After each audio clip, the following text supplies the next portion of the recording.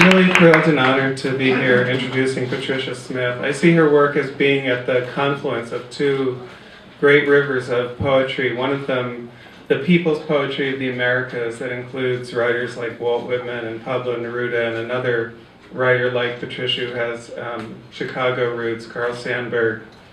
And then the river of African American poetry with Paul Laurence Dunbar and the writers of the Harlem Renaissance and the Black Arts Movement, and all of those influences merging in her work.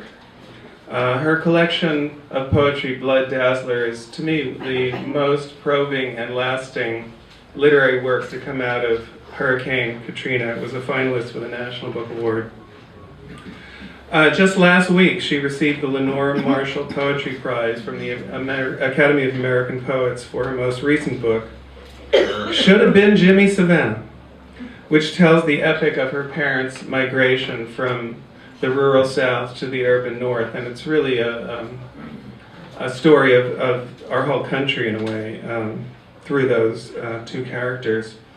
We don't, unfortunately, have her books here tonight, but you can order her books on her website, which is www.wordwoman.ws, and she can send them to you signed if you like. Patricia Smith is equally renowned as a reciter of her poetry. She's 4 times won the National Poetry Slam, more times than any other poet. And what I find so compelling in her poetry is her ability to stretch language almost to its breaking point, to tell truths. She tells political truths that she bravely names, and personal truths that she bravely claims. Please welcome Patricia Smith.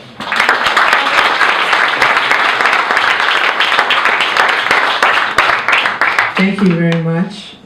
Thank you, Catamaran, for this. I'm very honored to be here. I'd like to thank the Sierra Nevada College, where I'm a visiting professor this year. Otherwise, I would be in Jersey right now. It was a lot easier for me to get here from Lake Tahoe. I start all of my readings off with the same poem. I've been doing that for years and years. At one point, I thought, everyone who is going to hear this poem has heard it, so why don't I do something else? And I had to ask myself what it was about the poem, and it really roots me. I had years and years ago, gone to Miami to teach a group of 6th graders in an area that had a high incidence of drug use. So a lot of the kids had lost parents or brothers or sisters to AIDS. And I came bounding in. It was one of my first experiences teaching. I said, I'm here to teach you poetry. And they're all looking at me like, oh, okay, how are we going to make our lives better? And there was a little girl there named Nicole whose mother had died the week before, and she was already back in school. And she wanted me to help her write a poem about her mother. So I think I do this poem because it reminds me of the power that language has to move us from one place in our head to a safer place, which is what she was asking me to help her do. So this is dedicated to the 6th grade class at Lily. I've been doing this for like 20 years almost. 6th grade class at Lily Sam's Elementary School in Dade County, Miami, which they made me promise to say every time I did the poem. They're like married now, I'm still doing it. I am astonished at their mouthful names. Lacanicia, Chevalane, DeLeo, Fumaleo. Their ragged rebellions and lip gloss pouts and all those pants drooped as drapery.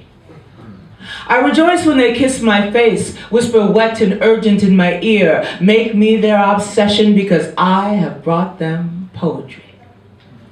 They shout me raw, bruise my wrist with their pulling, and brashly claim me as mama as they cradle my head in their little laps, waiting for new words to grow in my mouth. You.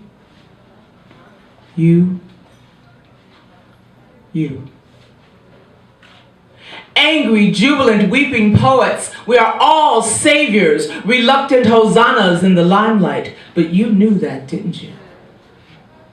So let us bless this 6th grade class. 40 cracking voices, 40 nappy heads, and all of them raise their hands when I ask.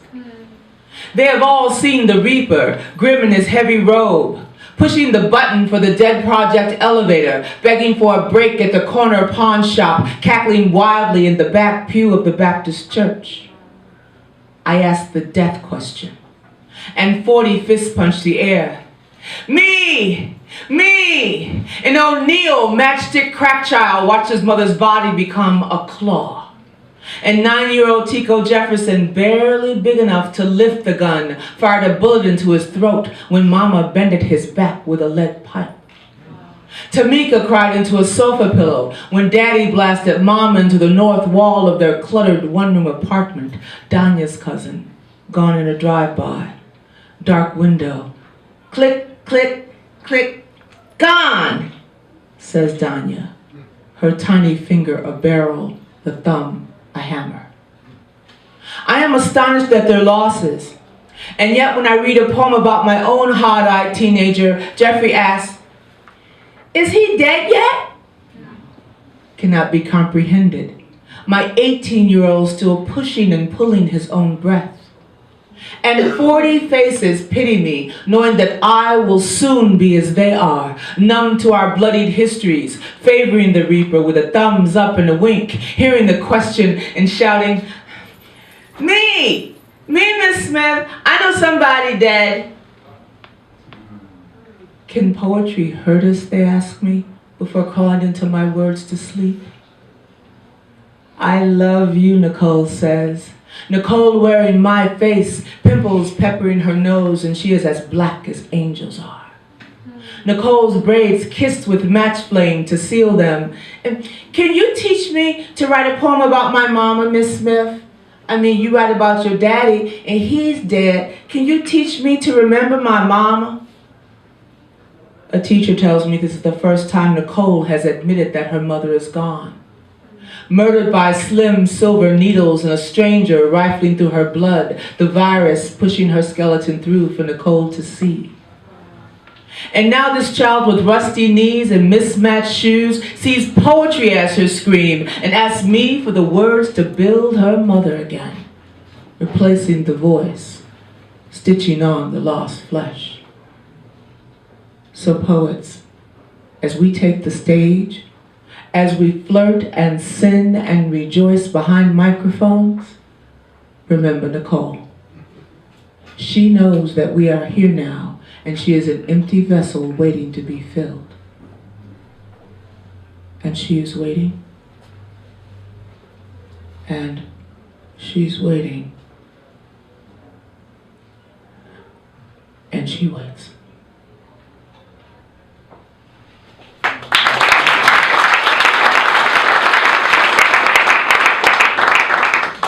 I did a reading not too long ago at Hugo House in Seattle, and what they did is they gave me a theme, and they gave me like 6 months to write a whole new set of poems on this theme. And it was strong female leads, which sounds easy, female leads in movies and literature, whatever, but it had to be a strong female lead who did not carry a weapon. And then I thought, how many people, how many women are this? That's stupid. It's just like Wonder Woman. She's got a weapon. Okay, so it was very interesting. So how many people watch The Honeymooners? All right. So Honeymooners, Okay, so this is Alice Cramden, who is one of the strongest females.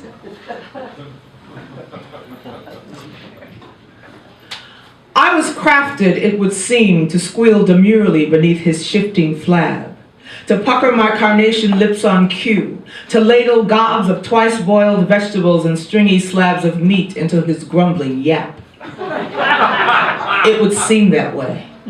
After all, the whole of my body is apron. I am always holding that scorched pot, a bleached towel, a gray sopping sponge, an iron, his huge hot folded trousers, a mop, a crusted dish, a broom. I am always expertly positioned near the door of this tenement hovel that's not much more than this single room, my eyes propped wide and feigning joy, poised to drip sugar around his blustering evening entrance. The air is decorated with the words, control, control, while chunks of stunned water grow stale in the belly of the icebox. I am 1950s faultless, my pert strawberry crown primly ponied. I never wore a dress that wasn't a tribute to him. I'm sure you don't believe I stood still and perfectly upright for my wedding vows.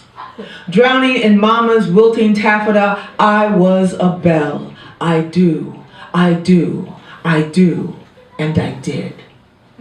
With God and a room of powders as witness, I committed to a post-war, eerily patient love. Next to me, panting under snug collar, he was splotched scarlet, a flowered tonic dripping from his curls. I could have crashed his stunned smile with a finger.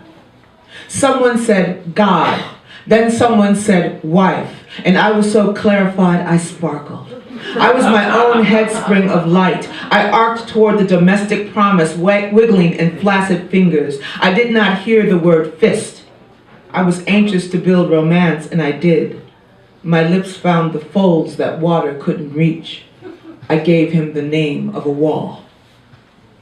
The first morning we rose from our separate untumbled beds, our night skins pimpled and flushed with the prospect of touch, was the first time he hefted his fist and threatened to send me, Alice, to the moon, as if the moon was a definite, something we could not only conjure but find faith in. For years since then, he has hefted that fist. It has brushed past my unblinking eye, my chin, my clenched jaw, while the moon, uninterested, is the same blaring yellow kink in our sleep.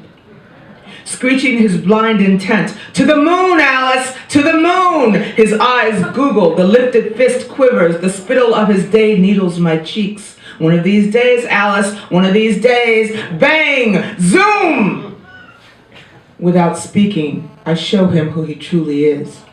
I call stupid out where stupid is. I'm mute while he spouts another craving wide enough to fall through. Our tiled floor is littered with schemes, his punctured zeal. I'm gonna get a better job. Got a new idea. We'll be swimming in dough. Gonna take you out jitterbugging, baby. Buy you a dress. Gonna turn up our noses to the hoi polloi. I'm a champ at suffering his relentless inventions, concoctions of spit and wood utterly guaranteed to drown us in new money. What he can't say, baby, there's got to be something better than that bus, the smolder, the street disappearing beneath me. I know he aches to give the slip to the same stream of the same folded-faced New Yorkers, all snarling and stank with factory, nodding him their dead howdy-doos and clutching just enough change to move themselves forward. It's the cage of the ride, baby, every day, like every week, like every month, like every year, like and the wheels on the bus go round and round. And when he finally makes it home, to door, to box, to wife, he bursts in, sputtering some fresh grail, bound to clatter and rise, and I am gingham and smelling of spray starch, my whole day beneath my nails. I am twang and the wide eye. Really, Ralph? Really? I hold my breath, cramming his crave with stew meat and ice water, until it all comes exploding down, until he can't turn his bulk in any direction without reaching a corner, until he realizes yet again that his best friend stinks of sewage, and for reasons we pretend to have forgotten, I am never, ever naked. And yes, I know what my practiced smirk practically begs him to do. Pow! Right in the kisser! But that sweaty mitt hovering high with such sad engine behind it will never fall.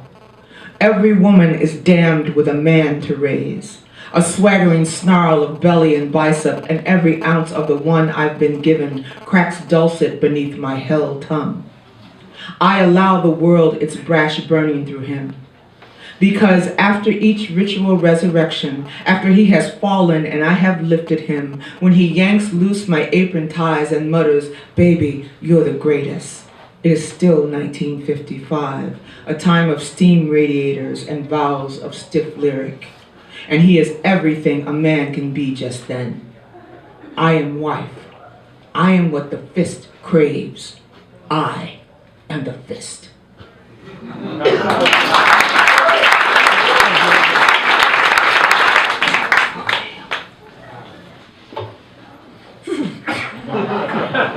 I get mad. I should read my other mad poem. Okay, this is the other one of the other strong women, and my husband's hilarious. When he's at readings of mine, he'll sit in the back row, and if he feels like I'm going in the wrong direction, he starts holding up names of poems like. So the last time I was going to read this one, he said, okay, you can read that one, but you have to read something funny after that. And I said, well, why do I have to do something funny? He said, so they don't just think you're another angry black woman. And I'm like, if I'm black and angry, that's exactly what I am. Anyway, I'm not angry at you all when I read this. I'm angry at the specific people in this piece, so don't, okay? Don't be on Facebook calling me out and stuff. Okay, so what this is if you watch Tom and Jerry cartoons? Yeah. If you watch enough Tom and Jerry cartoons, you will see the bottom half of a black woman just knees down to the floor. Never her, well, they showed her face one time. But I was fascinated by her, so I thought, well, she's strong, you know, let's check her out. So there's a website dedicated to her. So her name, they could, of course they couldn't give her a regular name. It's like not Megan or Nicole or something, right? Her name is Mammy Two Shoes. I know, y'all mad too? Okay. So that's her name. So, and she has a website dedicated to her. Every instance of her legs appearing in the cartoon is on the scene, you know, so I'm like, okay. So, and Tom is her cat. The mistress of the house gave Tom as a gift, thank you so much, to her. So when she's talking to Tom, that's her cat. All right, so that's all you need to know for this poem. This is called Mammy Two Shoes, rightful owner of Tom, addresses the lady of the house. Keep in mind, I'm just mad at them. All right. I am charming double negative, an overwrought belly of dirty window. I carry the syrupy burden of your love in my yawning breaches of body. When I laugh, a sound riding like a knotted oil on each breath I draw, I spread my lips wide so you can see that my canines are obediently filed flat. My bite, without an evident engine, is of no threat to you, no matter how much I'm drawn to the lily-spiced bouquet of your throat. I stammer, spurt spittle, and rewind, coaxing submerged venom past what I'm sure you have forgotten is an African tongue. I have mastered the Google eye, managed vex and fluster when confronted with your dry idioms and piquant nouns. See how I throw up chubby, buttered hands in defeat, awaiting your bemused but kind correction? If I expect my wooden bed beside the porch and the slithery scraps you barely remember not to throw away, then you expect this of me. I am your beloved other, a sexless stovetop stinking of cinnamon, but I am impossibly unlit, such black whale that once the sun sinks, my voice rides the air alone, so black that you've considered bolting my ghost to the floor of the kitchen so that you can find me in the morning. I'm only simple-minded, on cue. I've stood in the wet dark of the pantry, weeping, twisting the blaring light from my fist to keep from striking you. I've plunged chunks of bread into warm bacon grease and crammed my mouth away from exploding. You need to believe that yes is the all of my language, that I am conjured of comic bulbous gaze and the head droop, forever on the verge of a grand gospel weep. I want you to believe that I believe that a merciful God laid me at your feet. There are days I feel heart from my knees to the tile, calves thick like the trunks of trees kissed by the scallop hem of a daisied apron. My chapped heels overflow my shoes. Thank you. I never have to lift my feet from this floor. It's best if I walk as if I were being dragged, which is so much easier on the soul. Did I remember to bless you for blessing me, missus, with that tomcat, skanked and feral, flea-bitten, steady out of his head with motivation and mange? Did I ever thank you for pushing a cat into the space where any other woman's own child would be?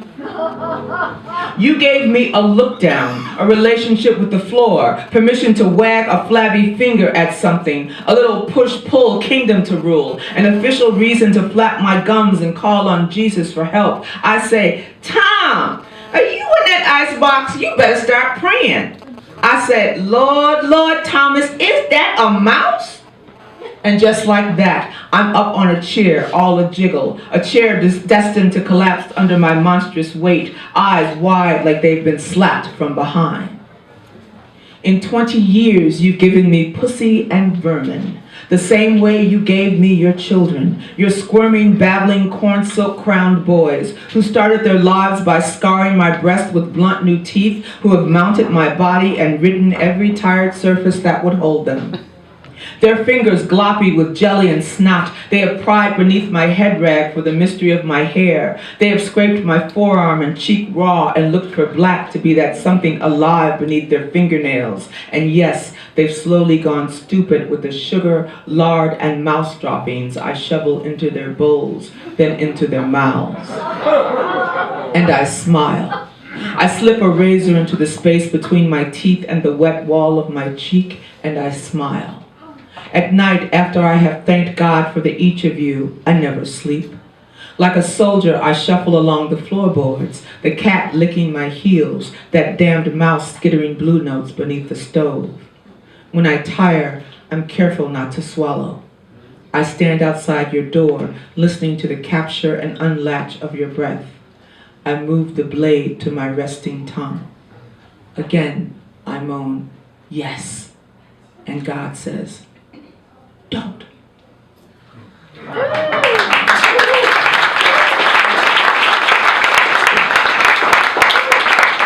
Okay, and as I can hear my husband all the way from Jersey, here's something funny. Something funny in general.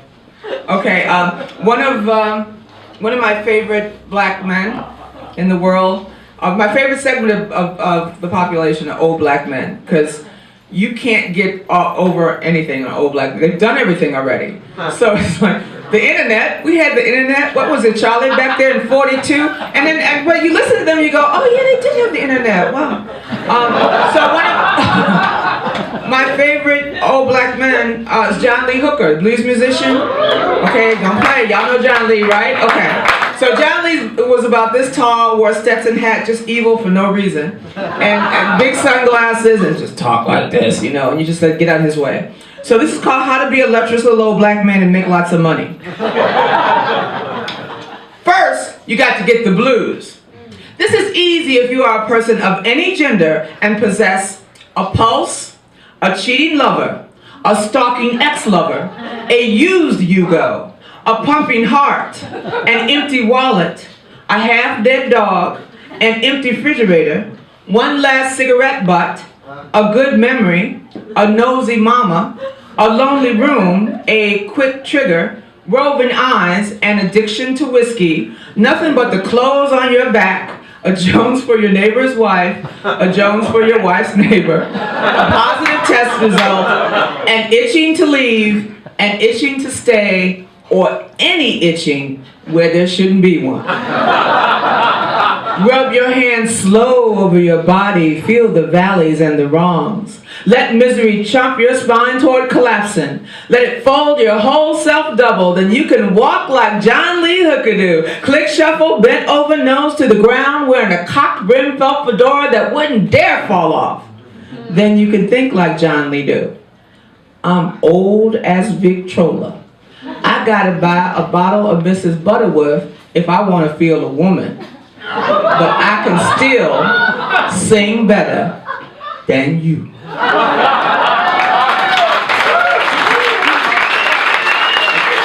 I have 2 short poems, and then I have a sonnet crown.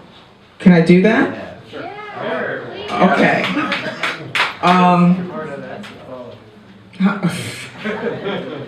So this is,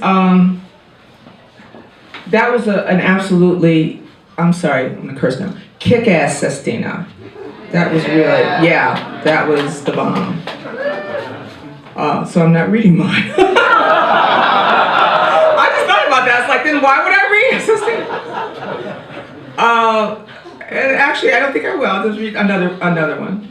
Yeah. This is from Blood Dazzler. This is a book of poems about Hurricane Katrina. And I'm going to read one poem in Katrina's voice. Katrina is personified in the book, so you get to hear how she feels as she's approaching land, and she's alternately remorseful and vengeful and regretful, you know. So there are poems into her voice as she is gaining power and going from a Category 5 storm to a hurricane. Okay, so this one I think is the one. I'm sorry. 8 a.m. Sunday, August 28, 2005. Katrina becomes a Category 5 storm, the highest possible rating. For days I've been offered blunt slivers of larger promises. Even flesh, my sweet recurring dream, has been tantalizingly dangled before me. I have crammed my mouth with buildings, brushed aside skimpy altars, snapped shut windows to bright shatter with my fingers, and I've warned them soft. You must not know my name. Could there be other weather, other divas stalking the cringing country with insistent eye? Could there be other rain laced with the slick flick of electric and my own pissed boom? Or could this be it, finally? My praise day, all my fist at once. Now officially a bitch, I'm confounded by words. All I've ever been is starving, fluid, and noise. So I huff a huge sulk, thrust out my chest, and open wide my solo swallowing eye. You must not know. Scarlet glare fixed on the trembling crescent. I fly.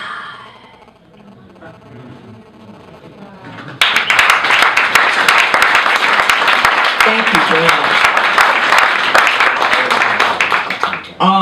And because it was, when you're writing a book like this, you usually balance, when you're putting together any poetry book, you guys know, long poems, short poems, funny poems, serious poems, but you're writing about something like Katrina, there aren't many light moments that you can get in, there's no light moments you can get in the book. So at the end of it, I thought, okay, if I'm personifying Katrina, that means she has a family. So the logical place to go for the family were the other hurricanes of 2005.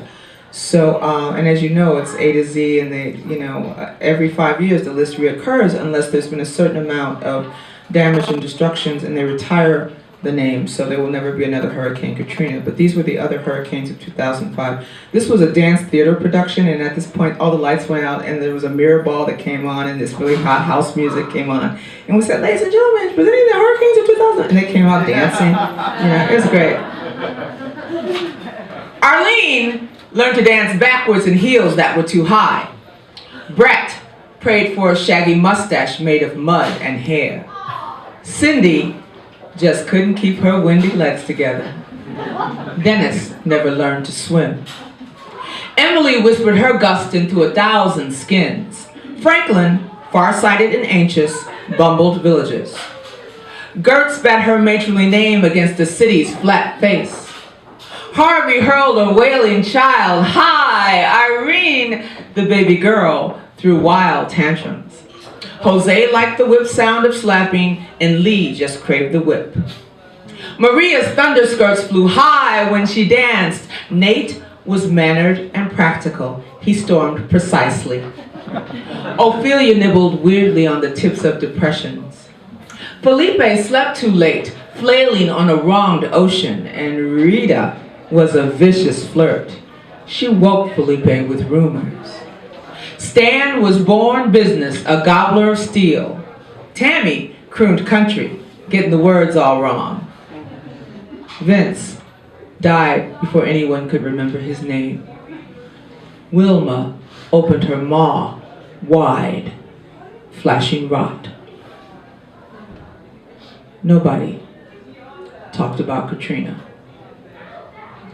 She was their odd sister, the blood dazzler.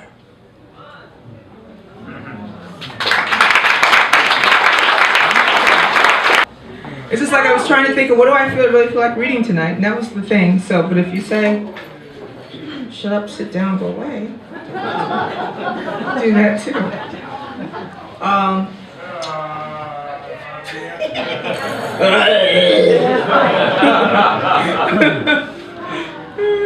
That's so cute. All right. So, is everybody okay? Everybody comfortable? All right. This may seem like it's gonna go on forever, but it won't. This book started out to be, I mean, it wound up being a chronicle of my parents coming up from the South and my own stories about being first generation up north. But it started out to be a book about Motown. I love Motown. And so this is all about being older and then looking back on Motown and realizing that a lot of Motown was smoke and mirrors. You know, it was like all my ideas about life and love and romance were pretty much defined by whatever Motown song was out at the time. So, and that's not a good way to live, as I learned later. So this is a crown of sonnet. So it's the last line of the first sonnet will be the first line of the next sonnet, and that'll be all the way through. And then the last sonnet is comprised of the first lines of all the sonnets. Maybe, kinda. We'll see. All right, get happy for this. The temps all swerve and pidget. Back up.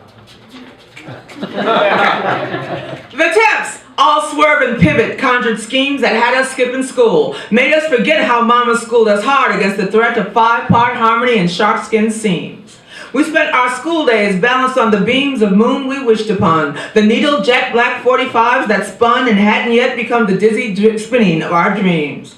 Sugar pie, honey bun, oh you loved our tangled hair and rusty knees. Marvin Gaye slowed down while we gave chase, then wowed us with his skinny hips on cue. We hungered for the angerous screech of pleas from soulful throats, relentless and booming bass.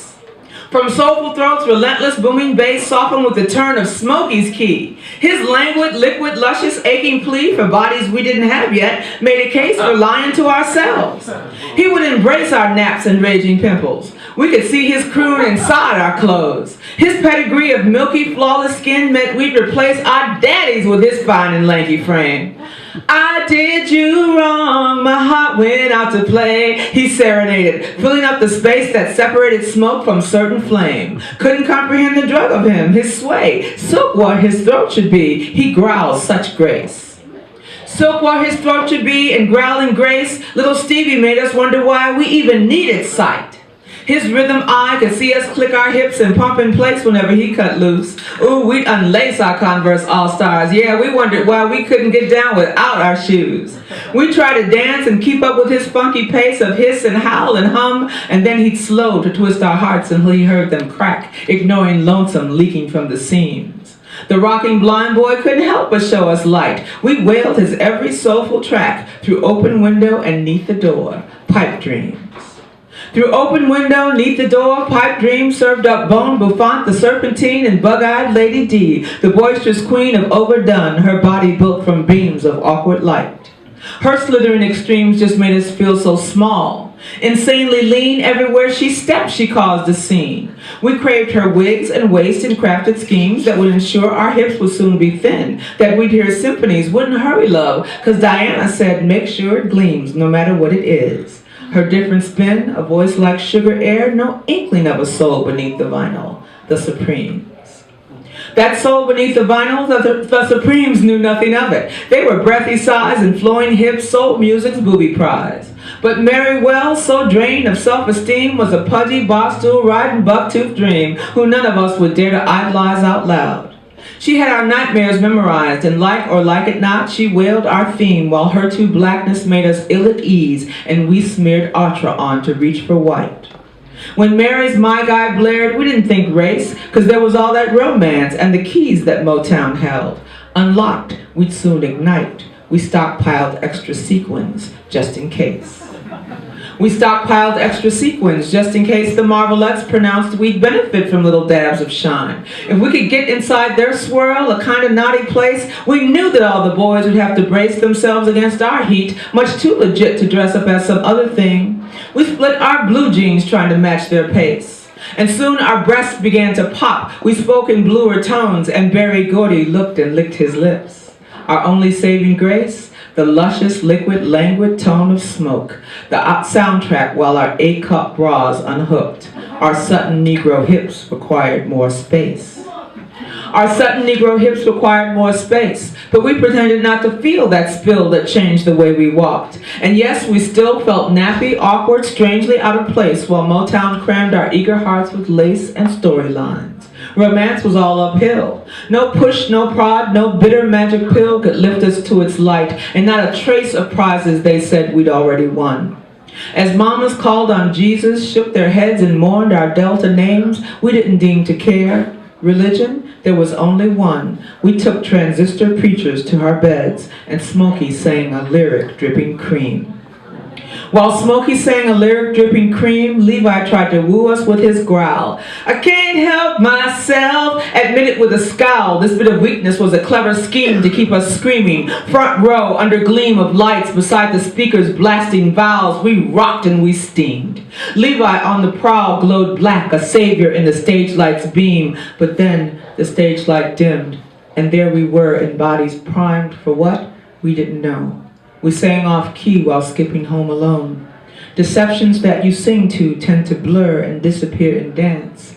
Why is that so? Ask any colored girl and she will moan. Ask any colored girl and she will moan and answer with a downbeat and a sleek 5-part croon. She's dazzled and she'll shriek what she's been taught. She won't be long alone or crazed with wanting more.